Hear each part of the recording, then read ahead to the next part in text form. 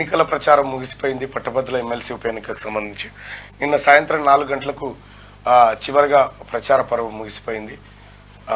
దాదాపుగా నిన్న నల్గొండ సభతోటి ఆ కార్యక్రమం పూర్తయింది. నిన్న కాంగ్రెస్ పార్టీ అభ్యర్థిగా, నేను ప్రజాకూటమి అభ్యర్థిగా నిన్న నల్గొండలో ప్రచారం ముగిసిపోయింది. ఆ తర్వాత పరిణామాలన్నీ మీకు తెలిసినటువంటి అంశమే.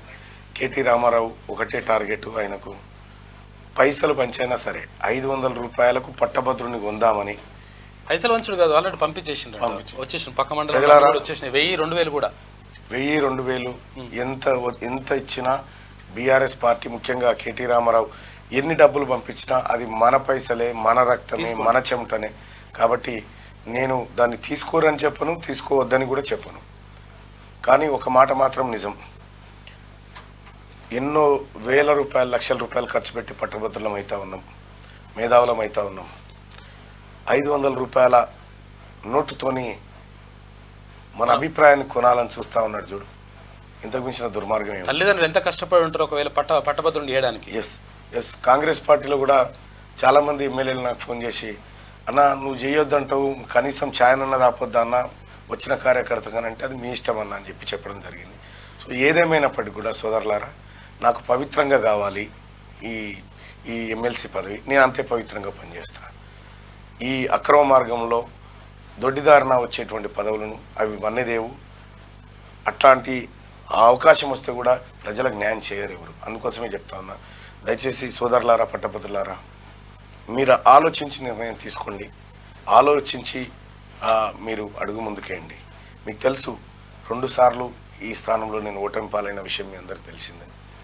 కానీ ఎప్పుడు కూడా వెనకడుగు వేయకుండా ఈ ప్రజల కోసం గత 10 సంవత్సరాలుగా కొట్లాడుతూనే ఉన్నా. ఏదో ఎమ్మెల్సీ ఎన్నికల కోసమో ఇంకో దానికోసమో తీర్మార్మలన్న పోరాటం చేయలేదు. ఈ ప్రజలు విముక్తి కావాలని పోరాటం చేసిన ఈ పోరాట పరంపరలో మీ అందరికీ తెలుసు, కేటీ రామారావు ఎన్ని రకాలుగా ఇవాళ అవమానాలకు గురి చేస్తూ ఉండవు. కనీసం ఒక బలహీన వర్గాల బిడ్డ తెల్లంగేసుకుంటే కూడా ఓర్వనటువంటి పరిస్థితి. తీన్మార్మలన్న కార్ల పోతే కార్లో తిరుగుతుండనేటువంటి పరిస్థితి. ఎవరి కారో కూడా తెలియకుండా. సరే ఏదేమైనా కూడా నేనేమంటా అంటే, ఈ సమాజంలో ఎందుకు ఇట్లా చేస్తూ ఉన్నారు? ఒక్క కేటీ రామారావు కుటుంబానికి ఉన్న ఆపత ఏంది తీన్మార్మలన్నతోటి? కాబట్టి నేను ఒకటి చెప్తా ఉన్నా, మీరు ఆత్మపరిశీలన చేసుకోండి. కేటీఆర్ గారు, మిమ్మల్ని ప్రజలు తిరస్కరిస్తూ ఉన్నారు. మీకు అసెంబ్లీ ఎన్నికల్లో బుద్ధి చెప్పినారు, పార్లమెంట్లో బుద్ధి చెప్పినారు. పట్టభద్రులు, ముఖ్యంగా నిరుద్యోగులు మీ కేసీఆర్ కుటుంబానికి వ్యతిరేకంగానే ఉండే, బీఆర్ఎస్ పార్టీకి ఉద్యోగస్తులు వ్యతిరేకంగానే ఉండే. ఈ 500 రూపాయలు ఎవరికి ఇస్తో వాళ్ళు ఎవరు మారుతారు నీకోసం అనేది ఒకసారి ఆలోచన చేసుకో. సో మొత్తానికైతే పట్టభద్రులారా, నేను తిరిగినటువంటి 3 జిల్లాల్లో, 3 ఉమ్మడి జిల్లాల్లో మీ స్పందన, మీరు ఇచ్చినటువంటి ప్రేమ, మీరు పంచినటువంటి ఒక ప్రేమపూర్వక ఏదైతే ఉందో అదందరికి కూడా ధన్యవాదాలు తెలియజేస్తా ఉన్నా. నా దృష్టిలో మీరే గొప్పవాళ్ళు. ఫైనల్ మీరే. కేటీ రామారావు దృష్టిలో ఉస్మానియా యూనివర్సిటీ, కాకతీయ యూనివర్సిటీ బిడ్డలు పల్లి బఠానీగాలు కావచ్చు, కానీ ఉస్మానియా యూనివర్సిటీ, కాకతీయ యూనివర్సిటీ నాకు కన్నతల్లి లాంటిది.